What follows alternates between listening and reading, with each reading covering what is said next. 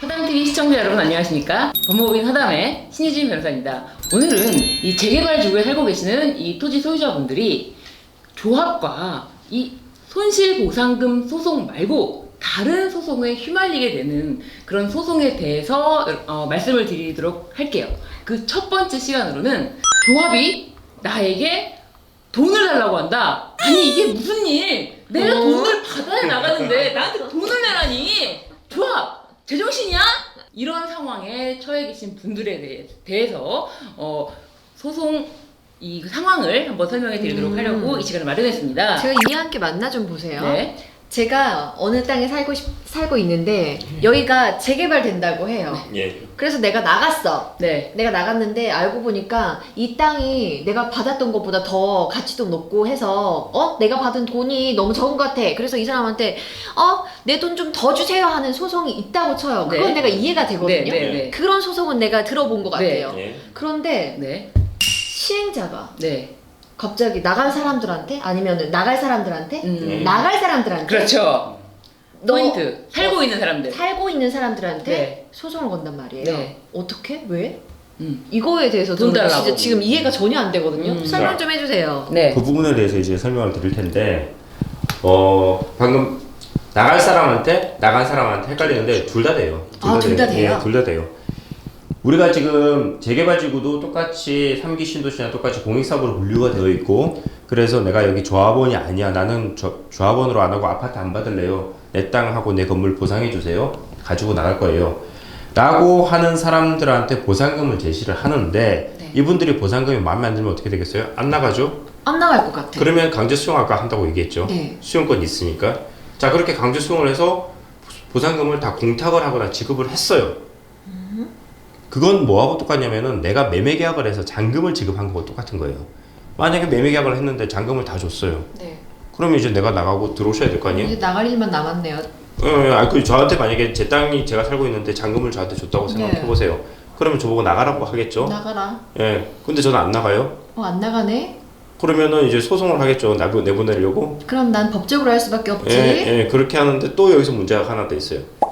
안 나가고 있으니까 내가 이미 매매 대금을 다 줬으니까 내 땅인데 왜 안 나가냐? 내 땅에 대해서 네가 사용하고 있으니 사용료를 내놔라. 내가 법적으로 하는데 일단 돈은 내라.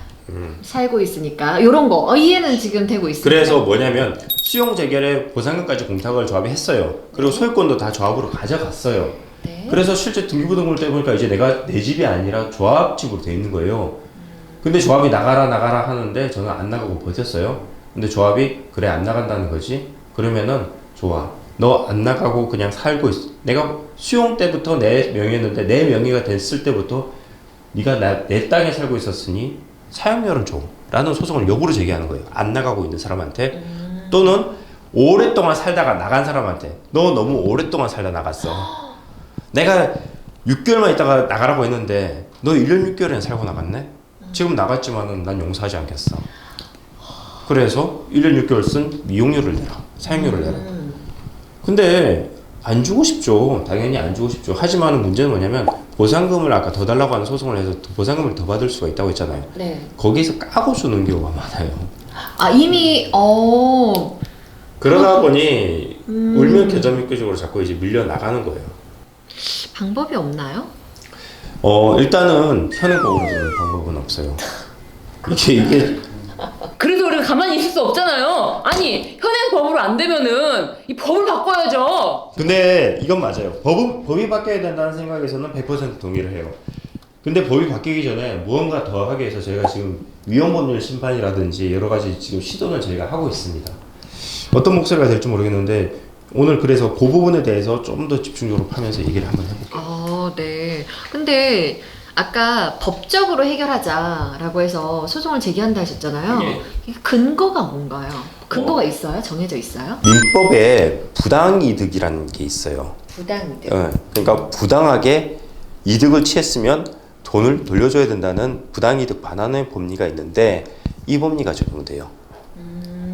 자, 내 땅이고 보상금을 지급했으니 너는 이제 살 권한이 없는데 내 땅을 권한 없이 네가 사용해서 이익을 얻고 나는 그만큼 손해를 입었으니까 그 가치를 임료 상당액을 내놓아라 라는 게 부당이득. 이 조합이 청산자들한테 하는 부당이득 소송의 가장 핵심적인 내용이에요.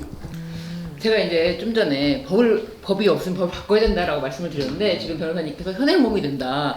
여기서 그냥 계속 무조건 거주하는 것만 답은 아니긴 합니다.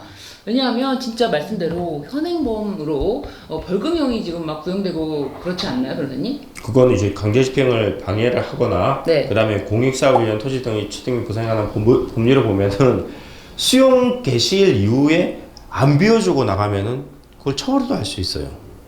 그래서 이제 제가 예전에 부당하다, 그 사업시행자가 부당하게 고소를 한다, 그 부분 편을 찍어놨었는데, 아까 보상금이 지급되고 수용 개시일이라는 게 지나면 이제 사업시행자 그 재산이 돼 있어요. 근데도 안 나가고 있어요. 그러면 형사처벌을 받기 위해서 고소고발도 할 수 있어요, 사업시행자가. 두 번째는 안 나가? 그러면 명도소송을 제기해서 너 강제로 내보내게 강제집행을 들어갈 거야 라고도 할 수 있어요. 근데 최근 들어서 강제집행이 많이 어려워졌어요.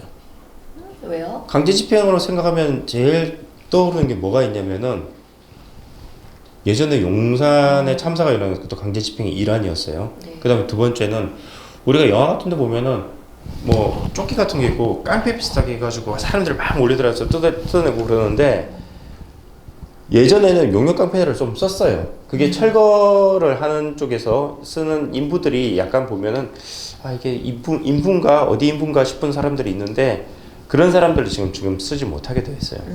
그럼 순수하게 경비업체에 인원을 써야 되는데 그 경비업체 인원은 자기 이름이 걸려있기 때문에 이렇게 부당하게 하지 않아요.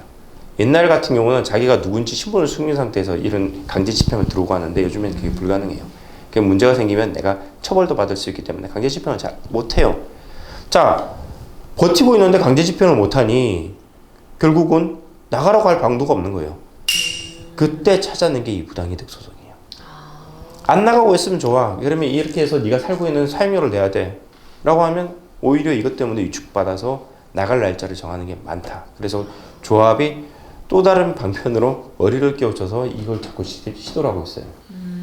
최 변호사님 현장에서 부당이득 소송에 대해서 많이 문의가 있으시고 또 토지 소유자분들 어떻게 해야 되느냐, 어떻게 대응해야 되느냐 걱정도 많으시고 실제로 소송을 진행해 보시면서 느끼시는 건 어떤가요? 사실 소송까지 들어온 케이스는 이미 이 사업이 진척되고 난 이후에, 왜냐면 소송이라는 게 시간이 걸리기 때문에 그런데요. 그러니까 사업은 사업대로 진행되고 있고 이분들은 나가신 경우 이미 다 보상을 받고 나갔는데 한참 뒤에서나 들어와서 너 1년 뭐 아니면 6개월, 1년 6개월 살았으니까 돈을 내놔라 라고 되어버리기 때문에 정든 땅을 떠나서 딴 데 간 것도 억울한데 돈 달라고 하니까 일단 기본적으로 감정들이 좋지 않으시고요. 그럼 화가 많이 나셨을 네. 것 같아요. 그렇긴 한데 사실 또 말씀드렸지만 이건 민법이라는 아주 법 기본적으로 소유권을 가지고 있는 조합이 소유권이 없이 살았던 사람에게 청구하는 금액이기 때문에 사실은 뭐 판사님들도 사실 안타까워하시는 것 같기도 하시면서도 법리상 어쩔 수 없는 부분이 분명히 있습니다. 그래서 저희들도 대응을 여러 방편으로 지금 진행하고 있고요. 이게 아까 강제집행의 일환으로 한다고 말씀드렸잖아요. 그러다 보니까 이사를 가면 소를 취해주는 경우가 대부분이에요, 사실은. 이사를 가면 소를 취해주는 경우가 대부분이에요. 아, 그래요? 네. 안 나가고 있으니까 강제집행을 못하고 안 나가고 있으니까 소를 제기하고 너 자꾸 돈 물릴 거야 그러면 아이고 나 이사 나갈게 그러면 그래 알았어 나 취하해줄게 이렇게 하는 게 이제 보통의 양식으로 가는데 조합도 너무 자기들이 볼 때 너무 안 나가고 오랫동안 버텼다 하면은 나가도 이걸 소송을 유지하려고 해요. 나갔는데도 불구하고 내가 언제까지 나가줬으면 좋겠다 했는데 그걸 어겼단 말이지. 괘씸죄에 걸렸어. 너는 끝까지 내가 돈 받아낼 거야 라고 소송을 계속적으로 이제 하는 경우가 있어요. 지금 그래서 실제적으로 저희가 지금 진행하고 있는 뭐 몇 개 지구가 있는데 그 중에 대표적인 게 뭐 장애 19역 같은 경우도 있고요. 장애 19역은 우리가 또 너무나 잘 알고 있는 사랑의 제일교회가 또 아직도 굳건히 버티고 앉아서 그게 언제까지 뭐가 될지는 잘 알 수도 없어요, 사실은. 사실 거기는 그 사랑제일교회 때문에 그 사업 진행이 잘 안 될 것 같은데 그 엉뚱하게 그 화를 토지 소유자분들에게 푸는 것 같은 생각이 좀 들더라고요, 저는. 근데 뭐 실제로 점유 기간이 길었던 분도 계시고요. 그거는 처음부터 빌미를 주지 않았으면 사실 되는 문제이기도 했었던 것 같아요. 저희도 소송을 진행하지만 사실 이 일들 물론 사랑제일교도 있긴 있지만 이렇게 기존에 있던 소유자를 못 내보낸 것 때문에 집행부가 다 바뀌어버리는 상황도 사실 벌어졌고요. 그래서 사실 서로 좀 손해를 보고 있는 케이스인 것 같습니다. 빌미를 주지 않으려면 나가시면 되는데요. 이게 좀 문제가 있습니다. 왜냐하면 수용 보상금을 공탁은 언젠가는 했을 것이고 그 돈을 받아서 인근에 있는 내가 성북구 장애동에 살았으면 갑자기 또 뭐 딴 데 강남이나 어디 딴 데 갈 수는 없잖아요. 그 인근 지역을 가야 되는데 이제 보상 금액이 서로 굉장히 다른 겁니다. 그러니까 여기는 과거의 어떤 시세로 묶어서 보상을 하고 인근 지역은 이미 여기가 이제 쭉 재개발되면 올라가기 때문에 개발이익을 누린 금액이 있어서 이 돈으로 근처에 있는 어떤 아파트를 사서 들어가기 쉽지가 않다는 거 하나 있고요. 또 하나가 뭐냐면 보상금이 뭐 예를 들어서 한 5억이 들어갔다. 그러면 그 5억 들어왔으니까 바로 다음날 이사 갈 수 있나요? 아니잖아요. 제가 살려면 부동산 찾아가서 적당한 집을 고르고 계약도 하고 그 돈을 이제 가지고 이제 잔금도 치르고 하는 과정이 사실은 최소한 3개월 이상 걸리는 그런 작업이기 때문에 사실 시간은 어쩔 수 없이 수용 개시일 이후로 바로 나갈 수는 없어요. 전날 돈이 들어갔는데 다음날 나갈 수 있는 사람이 어디 있겠습니까? 그런 어떤 주거 문제도 분명히 있는 것이고 또 하나가 뭐냐면 사업을 진행하는 조합도 사실 조합장도 그 지역에 살았던 분이시고 현금 청산자들 분들 중에 나가지 않고 이 소송을 당하는 분들도 사실 그 지역에 살았던 분들이셔서 서로 감정이 또 있어요. 여기는 이제 이 동네를 싹 갈아엎고 개발하겠다는 쪽이고 이분들은 나 싫다라고 했던 쪽이기 때문에 어떻게 보면 이런 세력 때문에 내가 나가게 됐다는 감정도 분명히 있습니다. 그래서 이런 어떤 마찰이 계속 좀 벌어지게 되고 법리적인 문제도 있지만 감정적인 문제까지 섞여서 사실 쉽지 않게 흘러가는 게 되게 많이 있습니다. 이렇게 쉽지 않다고 하셨는데 실제로 화담에서는 지금 소송을 진행하고 있는 건이 있나 봐요, 지금. 이사를 가면 대부분 다 취하를 해줘요.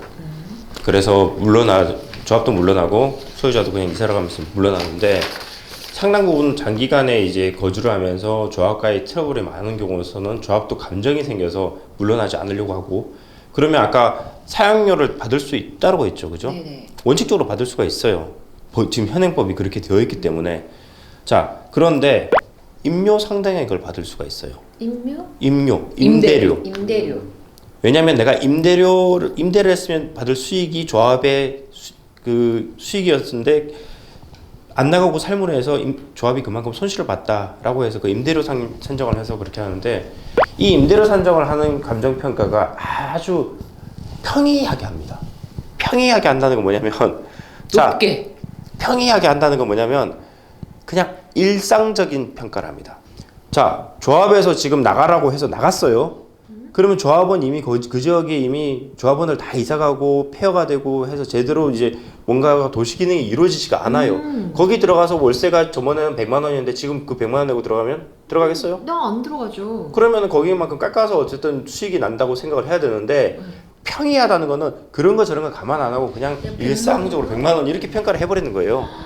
그러니 내가 부당하게 이득을 얻고 손실을 입힌 금액을 내가 부당이익금을 주는데 내가 이득을 얻고 저 사람은 손실을 보지 않은 금액을 내가 줘야 되는 그런 상황이 있기 때문에 저희도 이걸 매번 당하다가 소치하 이렇게 되고 있었는데 장애 19회 같은 경우는 소치하를 하지 않으니까 결국 우리가 다툴 수 있는 방법은 그래 줘야 된다면은 그 금액은 못 주겠다 라고 해서 임대료가 지금 산정된 게 너무 부당하게 높다. 실제 재개발 지구가 되면은 거기가 슬랭화되기 때문에 노후가 되고 하기 때문에 실제로 그 돈 주고 들어갈 사람 없다. 그래서 감정이 잘못됐다는 걸 첫 번째 다투고 있고요. 그 다음에 두 번째, 아까 추 변호사님께서 말씀하셨는데 바로 이사를 못 나간단 말이에요. 네네. 근데 이제 사용료를 내는 기간은 바로 이사를 나가야 된다는 그 관점에서 그날로부터 책정을 해요. 그래서 최소한 몇 개월간은 이 사용료를 물리면 안 된다. 법도 그렇게 바뀌어야 된다. 법이 그렇게 지금 되어 있는 거는 내 주거권, 재산권에 대한 침해다. 그래서 헌법 위배다 해서 유무범을 심판을 했는데 일단 판사님들은 부정적으로 바라봅니다. 근데 헌법 소원까지 들어갈지는 좀 더 고민하고 있습니다. 그리고 그 부분에 대해서 좀 해서 이게 획기적으로 입법적으로 좀 해결이 돼야 된다. 그렇게 좀 보고 있고요. 근데 이렇게 들어보니까 지금 판례도 그렇고 좀 수요자들한테는 좀 불리하게 돌아가는 면이 있는 것 같네요. 그죠? 힘을 가진 건 사실 시행자 쪽이잖아요. 그렇죠. 불리한 것 같아요. 그래서 내 말을 들으면은 취하해주고 내 말 안 들으면은 너 끝까지 돈 낼 수가 있어라는 길들이기의 일환이다. 지금 말씀하신 게 제일 포인트가 이 부당이득 소송이라는 게 강제 집행을 하는 부담이 너무 크니까 그거를 대신해서 돈을 내놔라. 근데 실제로 돈을 뭐 내놓는 거 집행하는 게 너무 어려우니까 손실보상금 줘야 될 돈에서 이미 이거를 빼고 주겠다라고 하기 때문에 이분들은 그렇지 않아도 손실보상금이 작아서 증액을 하고자 노력하는 과정에서 이 부당이득 소송 때문에 완전 크게 어떻게 보면 뒤통수를 맞게 되는 경우가 있어요. 그리고 뭐 소치하를 해줘 왔던 그런 것들이 보여지기 때문에 나도 곧 이사를 나가야 되니까 소치하를 해주겠지 라고 어떻게 보면 좀 믿고 있었는데 나는 안 해주는 거예요. 그러니까 이 사람들이 얼마나 억울해요. 뭔가 힘이 쟤 주고 나만 안 해줘. 왜 나는 소치를 안 해주냐. 진짜 이런 분들 마음이 얼마나 억울해요. 그러면 최소한 그 임대료라도 정말 타당한 가격으로 받던가 아니면은 정말 3, 4개월 그 부분은 다른 사람 다 취하해줬던 그 기간만큼은 양해가 되는 부분이 아닌가. 이 부분에 대해서는 빼줘야 되는 거 아닌가. 이런 부분 저희가 정말 강력하게 대응하고 있고 이 소치화를 해줘왔던 그런 것들 어떻게 보면 신이치가 아닙니까? 그래서 내가 비록 몇 달 늦게 나갔다 뭐 좀 늦게 나갔다 하는 것에 대해서 나만 갖고 그래 이런 분위기가 연출될 수 있어요. 반대 경우도 있는데요. 네. 그 광명 ER 같은 경우에는 그 조합 측에서 쭉 이제 부당이득금 소송을 제기했다가 다행히 그래도 저희들한테 의뢰를 해주셨던 10분은 다 소치하를 해주시기도 하셨습니다. 그러니까 물론 이제 좀 대응하는 방법에서 저희가 좀 까다롭게 좀 굴기도 하고 이제 하니까 이제 여기는 빼놓고 진행이 좋겠다고 해서 실제로 보면 15명 소송을 제기했는데 그 중에 저희 의뢰인들 2명 있으면 2명만 소치화가 되는 경우도 있었고요. 그래서 대응을 어떻게 하느냐에 따라서 사실 조합이 그 광명 ER 지역을 개발해서 얻는 이득이 사실 뭐 수십억, 수백억, 수천억이 될 텐데 이거 받는다고 사실 큰 살림에 보탬이 되는 건 아니거든요. 근데 이제 개인들에게 굉장히 큰 압박이기 때문에 저희가 이렇게 의뢰를 받게 되면 저희도 나름대로는 애쓰고 있습니다. 다만 현행 법이 그렇기 때문에 저희들도 좀 한계가 있는 건 사실이고요. 그래서 조합 측을 대리하고 있는 쪽에서 어느 정도 좀 이런 소치화의 관행을 좀 계속 지켜주셨으면 사실 불필요한 다툼이 없는 것이죠. 업그레이드된 방식으로 이런 부당이득 소송을 개발해서 한다면은 저희도 업그레이드된 방식으로 대응을 하겠다. 그래서 만만치 않게 하겠다. 뭔가 멋있어. 실제로 이렇게 강행했던 조합 측에서 너무 힘들다 라는 얘기도 저희도 뭐 직접 들었던 내용도 그냥 돈 주고 네. 나가라라는 건데 이렇게까지 힘들게 소송을 하냐라고 하는데 저희는 이제 나갈 돈이 아니기 때문에 내보내야 될 돈이 아니기 때문에 못 내보내겠다는 취지로 이제 그 부분에 대해서는 저희가 또 다시 감정을 신청해서 일단 돈이라도 낮추기 위해서는 보험을 신청했는데 다행히 좀 재판부에서 받아주셔가지고 이미 1심에서 벌써 작년 뭐 초에 했던 감정들을 다시 재감정할 수 있는 기회도 열어줬기 때문에 저희도 뭐 금액도 줄이고 가능한 소치하러 가는 방법을 연구 중에 있습니다. 네, 오늘은 이렇게 재개발지구 토지 소유자분들 조합으로부터 소송을 당해서 돈을 물어내라! 라고 하시는 또 이런 이중고를 겪으신 분들의 소송 진행 상황 앞으로 어떻게 대응할 것인지에 대해서까지 짚어봤습니다. 여러분 다음 시간에도 저희 이진원 성우님과 함께 또 다른 소송 이야기 살펴보도록 하겠습니다. 오늘은 여기까지입니다. 여러분 안녕히 계세요. 네, 감사합니다.